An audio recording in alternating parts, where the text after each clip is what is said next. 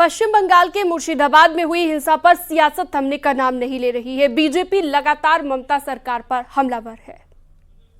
बांग्लादेशी घुसपैठियों को शरण मिलती है, रोहिंग्या मुसलमानों को शरण मिलती है, फर्जी आधार कार्ड बनाए जाते हैं और धार्मिक आधार पर राज्य में हिंदू मुसलमानों को बांटने का काम वहां पे किया जाता है।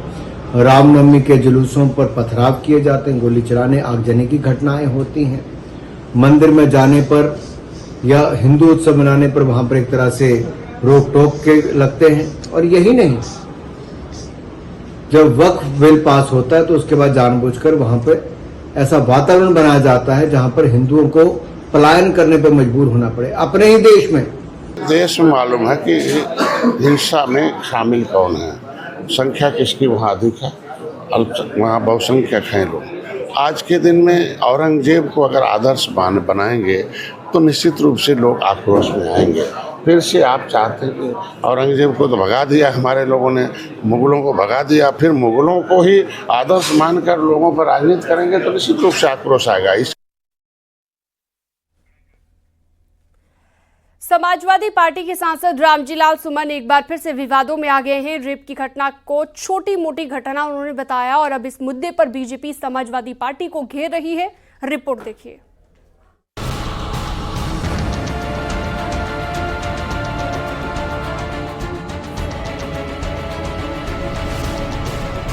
समाजवादी पार्टी के सांसद रामजीलाल सुमन ने एक बार फिर विवादित बयान दिया है। दलित बच्ची से रेप के मामले पर उन्होंने कहा कि ये इतना बड़ा मामला नहीं है।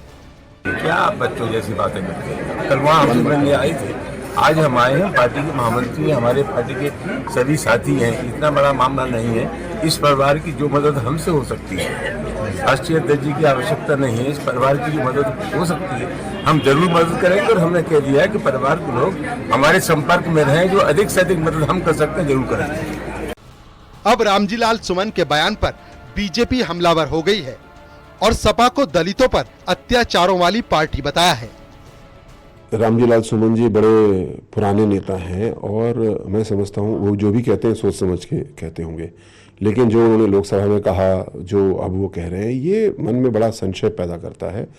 और उधर इंद्रजीत सरोज जी भी कुछ सुरताल मिला करके इसी तरह की बातें बोल रही हैं। ये सारी बातें बंटवारा पैदा करने वाली हैं, मन में डर पैदा करने वाली हैं।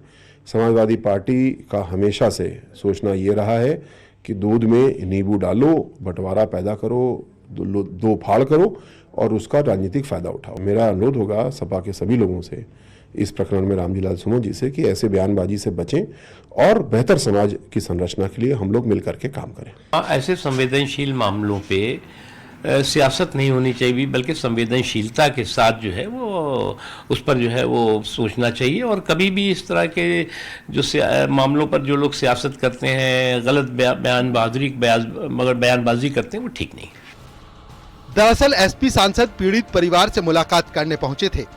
जब उनसे पूछा गया कि क्या अखिलेश यादव भी परिवार से मिलने आएंगे, तो उन्होंने कहा कि ये इतना बड़ा मामला नहीं है। इससे पहले राणा सांगा पर दिए बयान को लेकर रामजीलाल सुमन सुर्खियों में थे। Bureau report, news 18।